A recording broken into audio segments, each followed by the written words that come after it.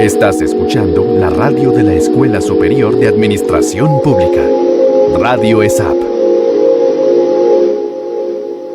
Las opiniones expresadas en este programa no reflejan la posición de la ESAP. Son responsabilidad de sus realizadores. Diálogos de alto gobierno. Análisis de los principales temas de la agenda pública del país que todo gobernante o aspirante debe conocer y entender.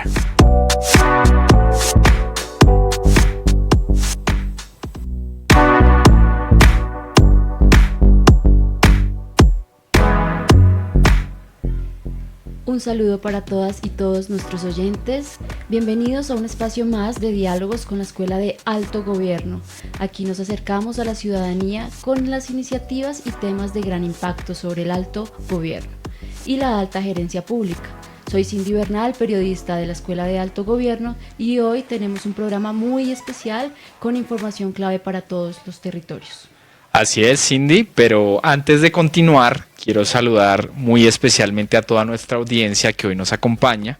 Gracias por estar aquí, por hacer parte de este espacio tan importante para tomadores de decisiones, pero también analizar la coyuntura mediante el diálogo, el intercambio de experiencias para fortalecer la gestión pública y el desarrollo de los territorios.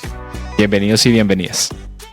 Les contamos que la Escuela de Alto Gobierno realizó el pasado 7 de noviembre de forma virtual la conferencia Alta Dirección Pública en el siglo XXI, Alta Gerencia en la Era Digital, Inteligencia Artificial y Ética Comparada entre América Latina y Europa, un espacio de análisis sobre los desafíos éticos y tecnológicos de la gestión pública contemporánea. Además, les contamos que la Escuela de Alto Gobierno de la ESAP realizó los días 5 y 6 de noviembre en la ciudad de Bogotá y Pereira el Diálogo Internacional sobre Gobierno Digital e Inteligencia Artificial. Fue un espacio de reflexión sobre el papel de la innovación y la inteligencia artificial generativa en la gestión pública. Bueno, hoy nos acompaña en la mesa de trabajo el profesor Jorge Sáenz y él es asesor temático en finanzas públicas de la Escuela de Alto Gobierno de la ESAP, quien nos va a compartir información clave y relevante para comprender las operaciones en el manejo de la deuda pública hechas por el gobierno nacional y su impacto en la estabilidad macroeconómica del país.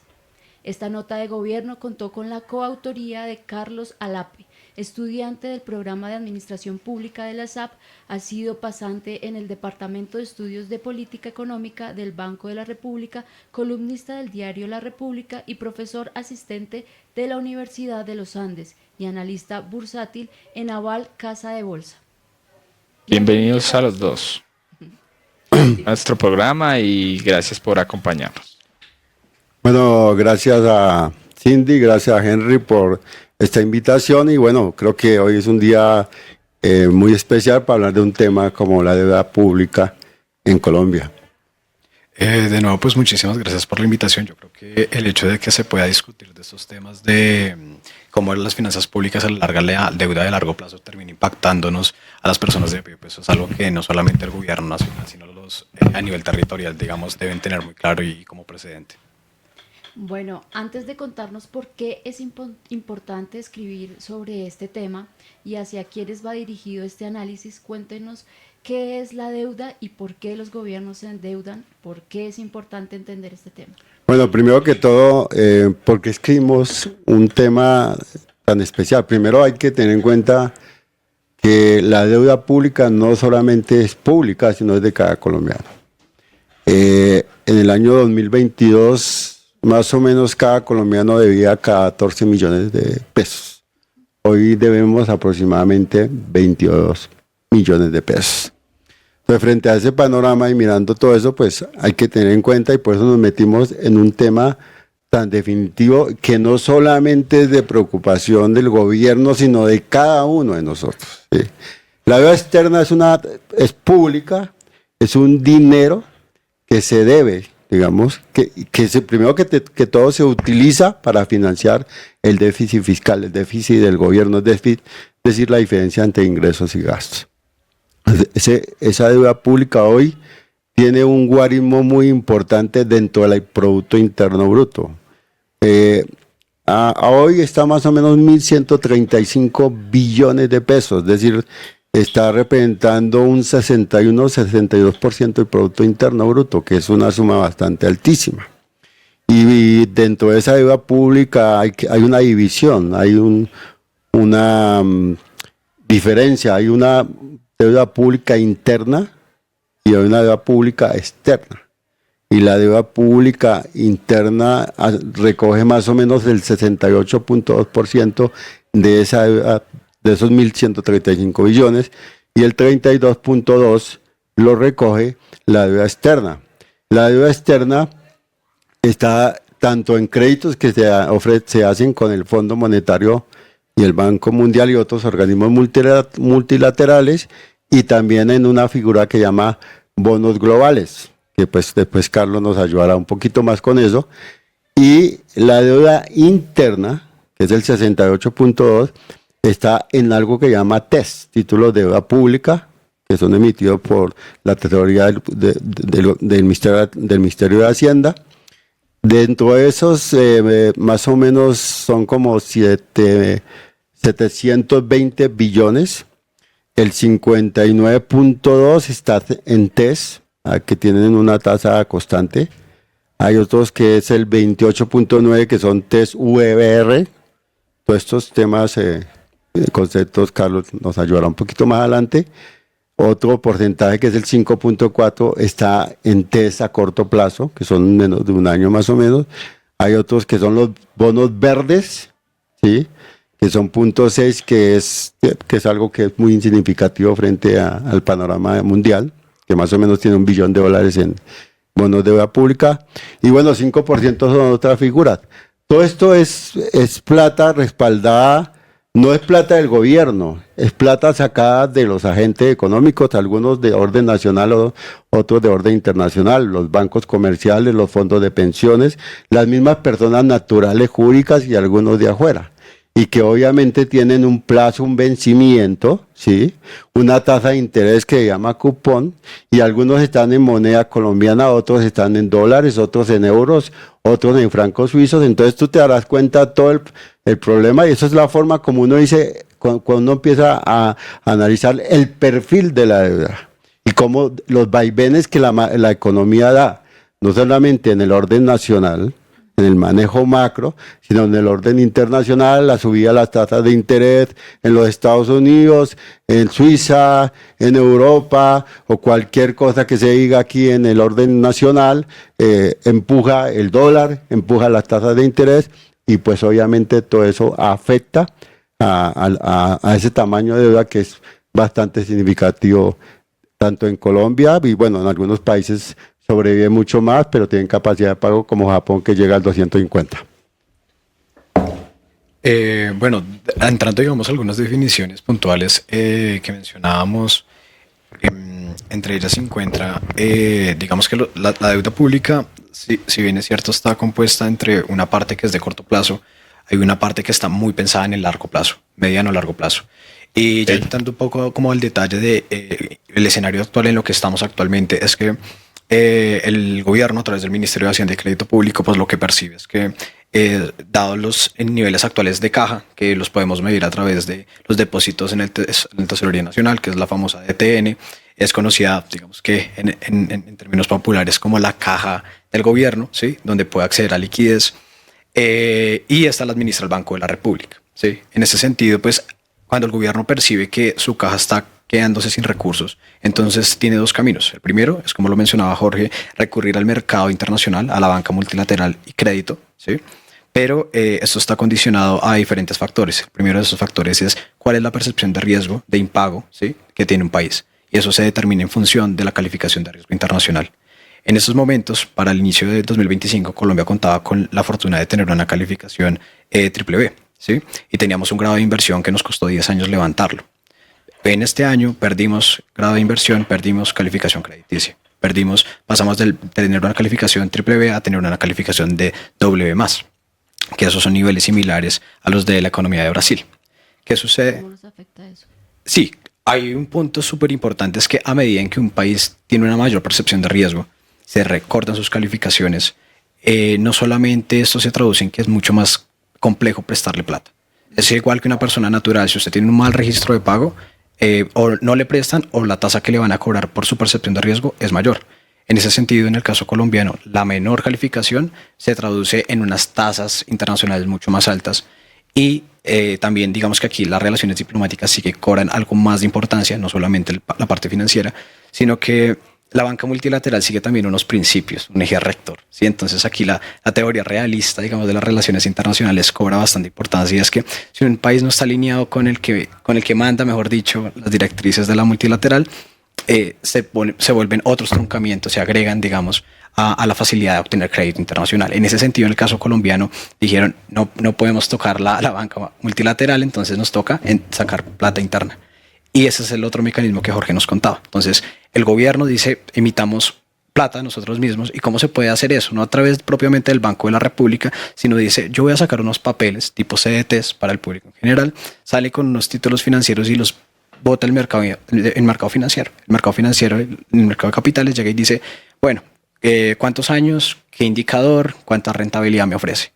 Y en función de los riesgos o percepción que tengan internamente del país, entonces los inversionistas internos o externos dicen, le cobro tanto de spread, que es el spread, es como el diferencial en puntos básicos que debe tener entonces un papel, ¿sí? Un título financiero, cuando sale al mercado, supongamos, yo le ofrezco el 10%, pero los inversionistas dicen, vengan, pero con el riesgo que usted tiene, prima de riesgo, prima cambiaria, riesgo fiscal, yo a usted le tengo que cobrar sobre esos 10%, le tengo que cobrar unos 200 básicos adicionales. Entonces, de ese 12% se convierte en 12%. Y así sucesivamente es con todos los títulos de deuda. Los primeros, los de corto plazo, son títulos que tienen tasa fija, ¿sí? Les llaman los TCOs, son inferiores a un año. Pero los otros son los TESCOP, ¿sí? O TES en pesos, que la diferencia que tienen con los TCOs es que son más de un año. Entonces pueden ser de mediano plazo, de largo plazo, pero esos tienen tasa fija. Entonces, ¿eso qué quiere decir? Que al momento en el que el gobierno lo subasta en el mercado de capitales, la tasa que me ofrezcan hoy es la misma que me va a acompañar hasta el vencimiento del papel. Puede ser 10 años, 15 años, 20 años, ¿sí? Lo mismo con los TCOs. ¿Qué pasa con los TES-VR? Que son aquellos títulos que están indexados a la inflación mensual. Esos títulos, digamos que su activo subyacente es el comportamiento del índice de precios al consumidor, y no el anual, sino el mensual, el que mes a mes conocemos las y los colombianos el quinto día hábil de cada mes. Ahora bien, en el análisis de la nota de gobierno, ustedes afirman que recientemente Colombia está sufriendo un cambio en la forma habitual de manejar la deuda. De hecho, ustedes hablan de 3 etapas de cambio en el presente y el futuro del país. ¿Podrían contarnos cómo ha sido ese proceso paso a paso y cuál es la diferencia entre cada fase? Bueno, primero que todo, frente a eso hay que aclarar 2 cosas que son fundamentales para llegar allá. Como una cosa es el stock de la deuda, que hoy, como les dije, hoy está más o menos en 1.135 billones de pesos. Ese stock de la deuda genera un costo de deuda que sale del presupuesto, ¿sí? Es decir, del presupuesto nacional, que de los 546.9 billones que están aprobados el 16 de octubre, 97 billones de pesos corresponden a ese costo de deuda, ¿sí? Que más o menos le representa el 18-19% del total del presupuesto. Ese costo de la deuda es altísimo, y el costo de la deuda recoge no solamente, digamos, comisiones, sino que recoge una parte importante que son intereses por esa deuda, que hoy representan el 70%. Es decir, de esos 70, casi 80 billones, 56 billones se están yendo solamente en pago de intereses.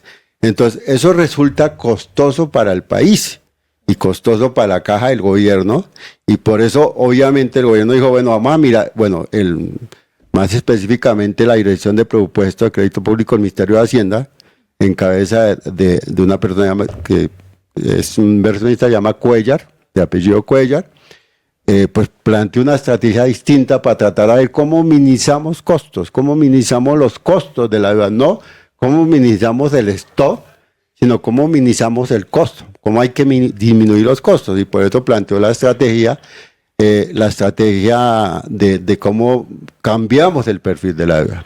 Son 3 pasos, yo voy a decir 3 cosas y después Carlos se mete un poquito más para que interaccionemos. Lo primero que hizo el gobierno fue, tiene una plata en caja y con esa plata la utiliza, ¿sí? Para comprar unos bonos globales, ¿sí? Pues ya globales que son en euros, en pesos, en dólares o en francos suizos. La segunda parte es inmediatamente tratar de capturar, de recoger, caja de inmediato, o sea, liquidez inmediata. Es la segunda estrategia.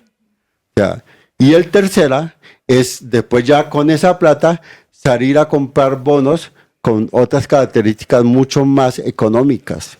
Entonces eso es una manera de cambiar, de ajustar toda la estrategia y tratar de minimizar esos costos de deuda, según lo que informa la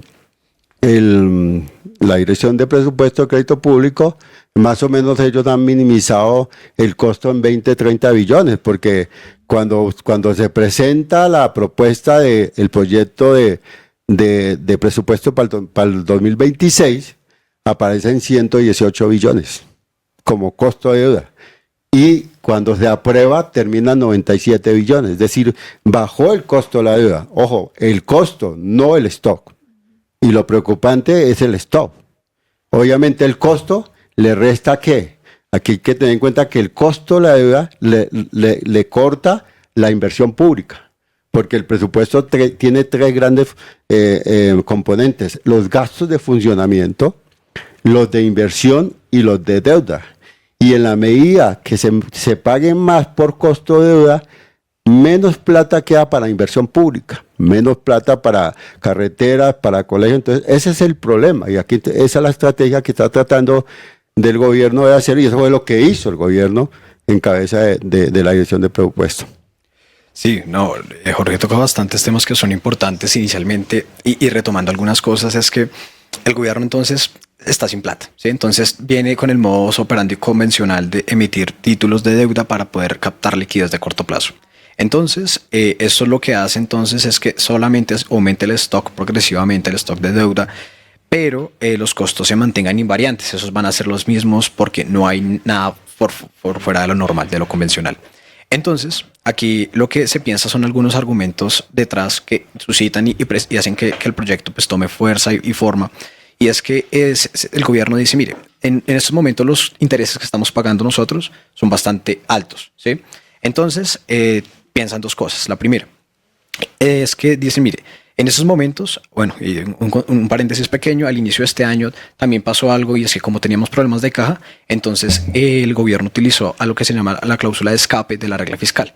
Y eso significa mochar la regla fiscal. O sea, yo puedo tener la relación deuda Producto Interno Bruto que a mí me interesa, ¿sí? O sea, no me van a controlar, no me pueden decir nada, no me pueden decir nada, ¿sí? Porque estoy en un proceso de coyuntura.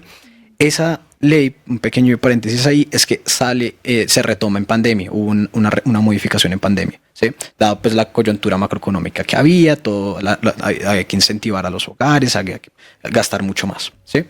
Entonces se retoma esa idea en este año y por tanto se quita la regla fiscal. Esto lo que nos deja es que entonces al no haber regla fiscal, al poder el gobierno gastar lo que quiera sin pensar en cuánta plata tiene, ¿sí? Entonces los inversionistas dicen, no, pues me toca cobrarle más, porque ¿sí? Eso o sea, es una señal para al inversionista de irresponsabilidad fiscal. De credibilidad también. De credibilidad, excelente. Entonces el Banco de la República, el staff decía, venga, pero es que mantengan la regla fiscal porque es que si no la mantienen, la credibilidad de la política fiscal va a caer. Es como la credibilidad de la política monetaria, es que tomar decisiones impopulares, pero para controlar la inflación y estabilidad de precios. Entre esa misma vía, entonces el gobierno dice, bueno, entonces, ¿qué hacemos nosotros? ¿Vamos y pedimos plata? No, nos cobran o nos dan. No, entonces emitamos interno. Venga, sí, pero la parte media y larga de la curva nos van a cobrar un spread gordísimo. Entonces botemos toda la parte corta que ahí controlamos un poquito más y mandamos un mensaje de optimismo al mercado y entonces ahí pensando en ahorrarme el spread que yo ya sé que me van a cobrar, ¿sí? Entonces nos queda y es que diversifiquemos nuestra canasta de deuda. Entonces empiezan a pensarse, venga, pero entonces ya tenemos pesos. Ah, sí, pesos ya tenemos dólares ya tenemos. Nos faltan otras monedas, ¿sí? Entonces en la cabeza de Javier Cuellar, que también es un trader, dice, pues venga, ¿por qué no nos pensamos cómo se ha comportado la deuda de Colombia en euros? ¿Sí? Entonces empiezan a ver el mercado de bonos de Colombia, pero en Europa, que se transan euros, y se dan cuenta que en efecto, si salieran con los famosos, bueno, aquí también un paréntesis, que no explique un momento, pero los test globales son test que sencillamente salen en otras divisas, ¿sí? Entonces hay test en dólares en estos momentos, ¿sí? Títulos de deuda pública colombiana en dólares, pero también en euros.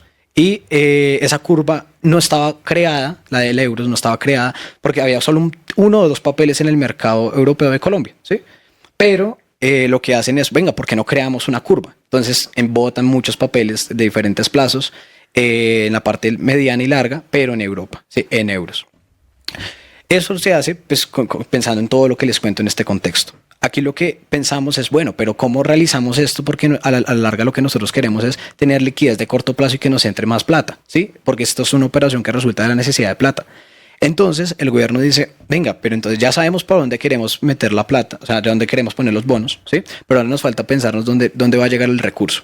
Y el recurso entonces pensamos que nos van a llegar de bancos del norte. Y entonces en ese sentido, para que nos llegue esa plata, entonces nosotros pensamos en que toca hablar con ciertas bancas de inversión. Entonces, primero, a Colombia le hubiera salido mucho más barato hacer el negocio con bancas de inversión locales, ¿no? O sea, tipos bancos, Bancolombia, Popular, pero el negocio lo terminó haciendo con JP Morgan, mejor dicho, con los top del extranjero. Del extranjero. Entonces, primero, hay aquí una cuña, aprovechándolo, es que no tenemos información de cuánta plata se les ofreció a ellos. O sea, no sabemos que si ellos compraron los papeles de Colombia a precio de huevo, lo dudo, ¿sí?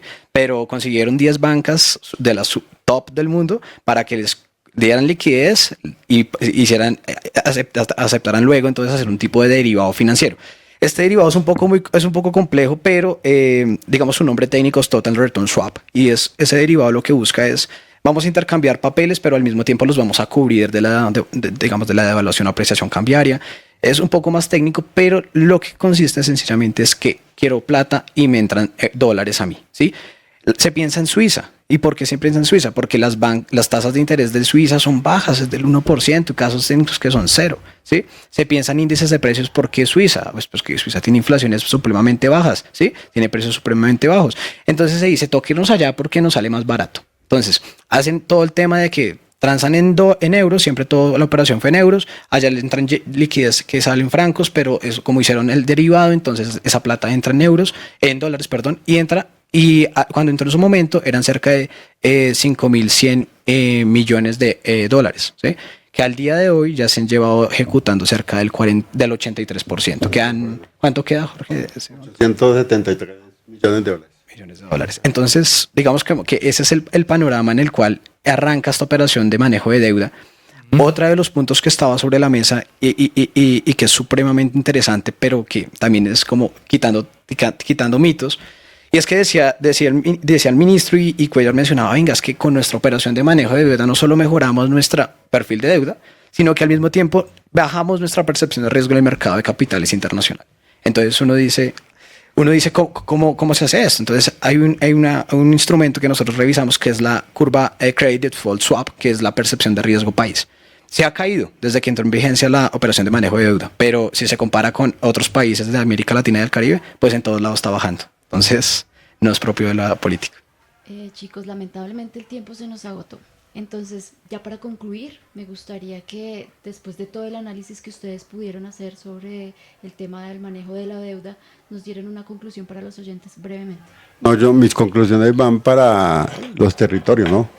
El 95% de la deuda en los territorios es con la banca comercial. Se mueve con DTF y con IPC, ¿sí? Entonces, yo creo que hay que pensar primero, hay que reorganizar esos plazos de eso, desindexar esa deuda del IPC y del DTF, ¿sí?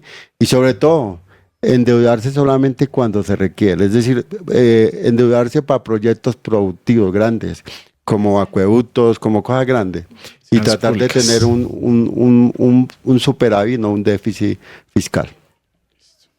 Y Carlos. Sí, por mi lado quizás la conclusión es un poco más macro y es a nivel nacional. Esta es una operación que sale de lo convencional que solía ser el Ministerio de Hacienda y Crédito Público, unas críticas que han estado detrás desde Ocampo y demás, otros que lo defienden, otros que no, y es que el Ministerio está operando como una mesa de dinero, ¿sí? Entonces, para los que estamos familiarizados en el mercado de bolsa, pues por nosotros no hay problema, pero para el Ministerio y sus digamos, objetivos misionales sí que es un problema. Sí, porque si no salen los cubrimientos correctos, pues es la plata de los y los colombianos la que va a terminar pagando, ¿no? Entonces, eso es un punto. La responsabilidad que se tiene que tener en términos fiscales es clave, porque de nada sirve que en estos momentos nos ahorremos unos costos y vamos a seguir emitiendo papeles. Entonces, a la larga se minimizan unos intereses en términos de costos, pero el stock sigue creciendo y puede crecer hasta donde ellos quieran, porque el moche de la regla fiscal se dio hasta 3 años. Entonces hasta el 2029, si no estoy mal, 25, hasta 2028 ya podremos ver que se vuelve a retomar la regla fiscal. Entonces, Bueno, Jorge, Carlos y Henry, ha sido un placer conversar con ustedes y comprender más sobre la importancia de la toma de decisiones de la deuda pública en Colombia. Los invitamos a nuestros oyentes pues a leer la nota de gobierno que está en la página web de la Escuela de Alto Gobierno. Y validar la pertinencia del manuscrito también, muy importante en la caja de comentarios. Muchas gracias por acompañarnos en este espacio, Jorge y Carlos. Hasta una próxima. No, gracias a muchas ustedes. gracias a ustedes.